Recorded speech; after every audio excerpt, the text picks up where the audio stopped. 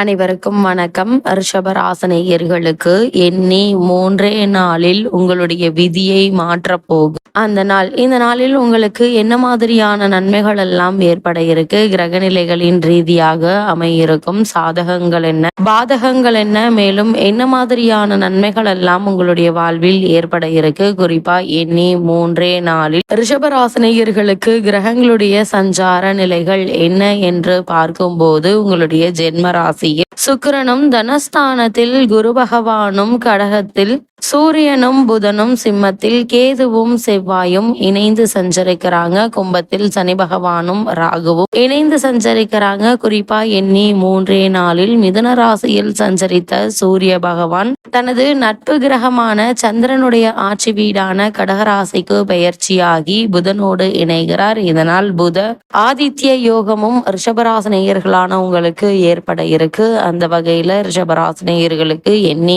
3 நாளில் உங்களுடைய வாழ்வில் குடும்ப சூழ்நிலை ரீதியாக உத்தியோகம், தொழில், வியாபாரம், கலைத்துறை, அரசியல் துறை, மாணவ மாணவிகள், விவசாய துறையினர், பெண்மணிகள் என அனைவருக்குமே என்ன மாதிரியான நன்மைகள் எல்லாம் ஏற்பட இருக்கு என்பது குறித்தான முழுமையான பதிவு தான் இந்த வீடியோல நம்ம விரிவா பார்க்க போகிறோம். அந்த வகையில ரிஷபராசியை சேர்ந்த கிருத்திகை 2ஆம் பாதம் முதல் ரோகிணி, மிருகசிரேஷம் 2ஆம் பாதம் வரை உள்ள நட்சத்திரக்காரர்களுக்கு எண்ணி 3 நாளில் குடும்ப சூழ்நிலை ரீதியாக என்ன மாதிரியான நன்மைகள் எல்லாம் உங்களுடைய வாழ்வில் ஏற்பட இருக்கு என்று பார்க்கும்போது இக்காலகட்டத்தை பொறுத்த வரைக்கும் ரிஷபராசினியர்களுக்கு குரு, சுக்கிரன் மற்றும் சூரியன் ஆகியோரால் நன்மைகள் ஏற்படக்கூடிய ஒரு தருணமா தான் இக்காலகட்டம் அமைஞ்சிருக்குதுங்க. அதே போல் உங்களுடைய ராசிக்கு ஜீவனஸ்தானத்தில் நிலை கொண்டுள்ள சனி மற்றும் ராகுவினாலும் நன்மைகளும் சிரமங்களும் கலந்தே ஏற்பட இருக்கு என்பதை கிரகநிலைகள் தெளிவுபடுத்து. அது மட்டும் இல்லாம இந்த தருணங்கள்ல வருமானத்திற்கு ஏற்ற செலவுகளும் சற்று அதிகமாகவே இருக்குங்க. பெரும்பாலும் சுப செலவுகளாகவே இருப்பது மனதிற்கு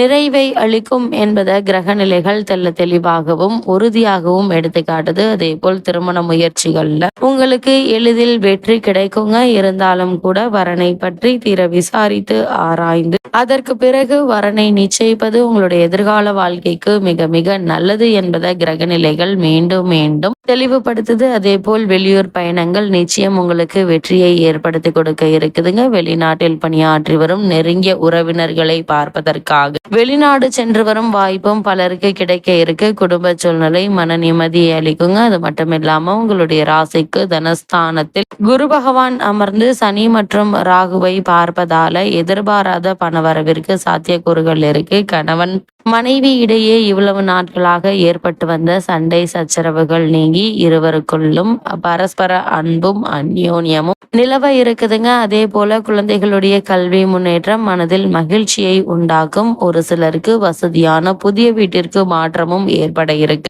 பூர்வீக சொத்து சம்பந்தமாகவோ அல்லது இட சம்பந்தமாகவோ வழக்குகள் இருந்துச்சு அப்படின்னா அந்த வழக்குகள்ல உங்களுக்கு சாதகமான தீர்ப்பு கிடைப்பதற்கான சாத்தியக்கூறுகள் நிறைந்த ஒரு தருணமா தான் இக்காலகட்டம் அமைஞ்சிருக்குதுங்க. அதே போல ரிஷபராசியை சேர்ந்த உத்தியோகஸ்தர்களுக்கு எண்ணி 3 நாளில் மேலும் என்ன மாதிரியான நன்மைகள் எல்லாம் ஏற்பட இருக்கு என்று பார்க்கும்போது உங்களுடைய ராசிக்கு ஜீவனஸ்தானத்தில் சனி பகவானுடைய ஆட்சி ராசியில் ராகு அமர்ந்து குரு பகவானுடைய சுப பார்வையை பெறுவதால பதவி உயர்வு, ஊதிய உயர்வு, அதே போல் சக ஊழியர்களுடைய ஒத்துழைப்பு, நிர்வாகத்தினர் மற்றும் மேலதிகாரிகள் ஆகியோருடைய ஆதரவும் உங்களுக்கு இத்தருணங்கள்ல கிடைக்க இருக்குது. புதிதாக வேலைக்கு முயற்சித்து வரும் ரிஷபராசினியர்களுக்கு நல்ல ஒரு நிறுவனத்தில் உங்களுடைய மனதிற்கு பிடித்த வேலை கிடைக்க இருக்குதுங்க. இதனால் குடும்பத்தில் ஏற்பட்டு வந்த பண பிரச்சனைகள் நீங்கி பொருளாதார ரீதியான முன்னேற்றத்தை பெறக்கூடிய ஒரு காலகட்டமா தான் இந்த காலகட்டம் அமைஞ்சிருக்குதுங்க. மனதில் உங்களுக்கு அமைதி பிறக்கும். வெளிநாட்டு வேலைக்கு முயற்சிப்பவர்களுக்கு நிச்சயம் வெற்றி கிடைக்குங்க. சனி பகவானுடன் ராகு சேர்ந்திருப்பதால் இடைத்தரகர்கள் மூலம் முயற்சிக்காமல் இருப்பது மிக மிக நல்லது என்பதை கிரகநிலைகள் மீண்டும் மீண்டும் அறிவுறுத்துது. அதே போல ரிஷபராசியை சேர்ந்து தொழில் மற்றும் வியாபாரம் செய்பவர்களுக்கு எண்ணி 3 நாளில் உங்களுடைய வாழ்வில் மேலும் என்ன மாதிரியான நன்மைகள் எல்லாம் ஏற்பட இருக்கு என்று பார்க்கும்போது தொழில் ஸ்தானத்தில் சனி ராகு கூட்டு சேர்க்கை ஏற்பட்டிருப்பதால் விற்பனை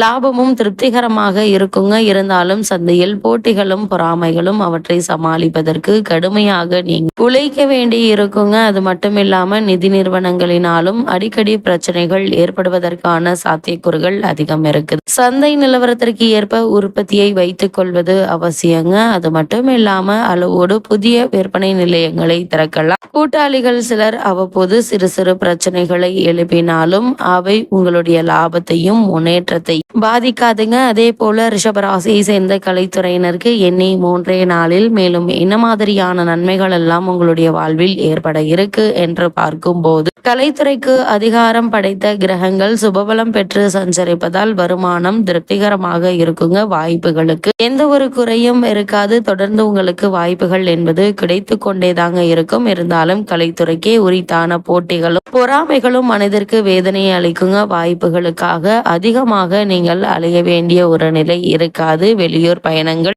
உங்களுக்கு ஆதாயம் தரும் விதமாகவே அமையிருக்கு. அதே போல் அரசியல் துறையில் உள்ளவர்களை பொறுத்த வரைக்கும் சுக்கிரன் அரசியல் துறையுடன் சம்பந்தப்பட்ட மற்ற கிரகங்களும் உதவிகரமாக சஞ்சரிக்கிறாங்க. சனி மற்றும் ராகுவினுடைய சஞ்சார நிலையின் காரணமாக அதிக அலைச்சலும் தேவையற்ற பிரயாணங்களும் உடல் அசதியை ஏற்படுத்துங்க. அது மட்டும் இல்லாம உயர்மட்ட தலைவர்களுடைய ஆதரவு சிறிது குறையுங்க. இருந்தாலும் கட்சி தொண்டர்களிடையே செல்வாக்கு நீடிக்கிறது. பேச்சை குறைத்து கொள்வது மிக மிக நல்லதுங்க. அதே போல ரிஷபராசியை சேர்ந்த மாணவ மாணவியரை பொறுத்த வரைக்கும் எண்ணி 3 நாளில் உங்களுடைய விதியை மாற்றக்கூடிய அளவிற்கு என்ன மாதிரியான நன்மைகள் எல்லாம் உங்களுடைய வாழ்வில் ஏற்பட இருக்கு என்று பார்க்கும்போது, கல்வித்துறையை தங்கள் அதிகாரத்தில் கொண்டுள்ள கிரகங்கள் ஓரளவு உங்களுக்கு உதவிகரமாக இருக்குதுங்க. தேவையற்ற தவறான எண்ணங்கள் பழக்க வழக்கங்கள் பாடங்கள மனதை முழுமையாக செலுத்த இயலாத நிலையை ஏற்படுத்தும். கூடுமான வரைக்கும் மாணவ மாணவிகள் இது மாதிரியான விஷயங்கள்ல ஈடுபடாமல் இருப்பது